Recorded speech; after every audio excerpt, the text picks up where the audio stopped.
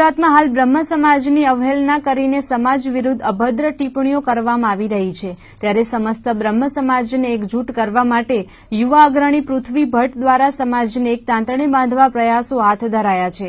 ત્યારે કચ્છ ઉદય સાથેની ખાસ વાતચીતમાં તેમણે આક્રમક ભાષામાં પ્રતિક્રિયા આપી હતી।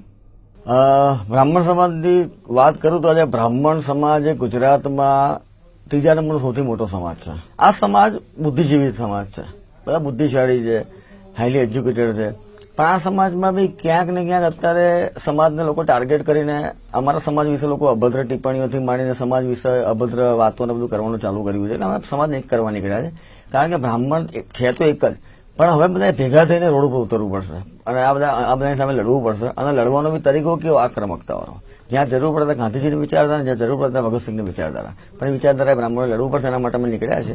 અને અમે અત્યારે ઠેર ઠેર આમ આદમી પાર્ટીનો વિરોધ કરી રહ્યા છે, કારણ કે આમ આદમી પાર્ટીએ વર્ગ વિગ્રહ ફેલાવે છે ગુજરાતની અંદર આવીને। બીજું કે એને સર્જિકલ સ્ટ્રાઇક ઉપર જે વીર જે આપણે શહીદો થયા એમને અપમાનજનક સ્ટેટમેન્ટ આપ્યું હોય, અને સૌથી મહત્વનું કે આમ આદમી પાર્ટીની કાર્યકર્તાએ બ્રાહ્મણો વિરુદ્ધ ખૂબ જ અભદ્ર ટિપ્પણી કરી હતી, જે સાંખી ના લેવાય।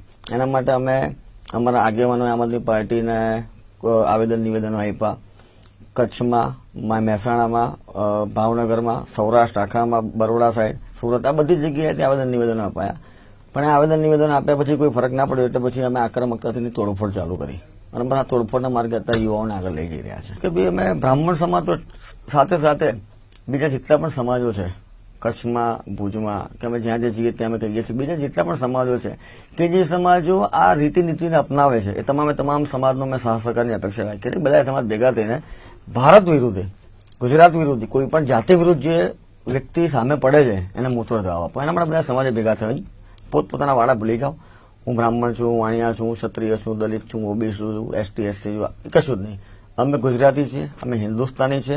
ગુજરાતને હિન્દુસ્તાનને બરબાદ કરવાની, ગુજરાતને હિન્દુસ્તાનને નીચો દેખાડવાની જે પણ વ્યક્તિ વાત કરશે કે ગુજરાત કે હિન્દુસ્તાનમાં વસતા તમામ સમાજમાંથી કોઈ પણ સમાજને બદનામ કરવાની કોઈ પણ વ્યક્તિ વાત કરશે, સાંખી લેવાનું નહીં આવે। હર મહાદેવ, જય પરશુરામ, જય મહાકાલ।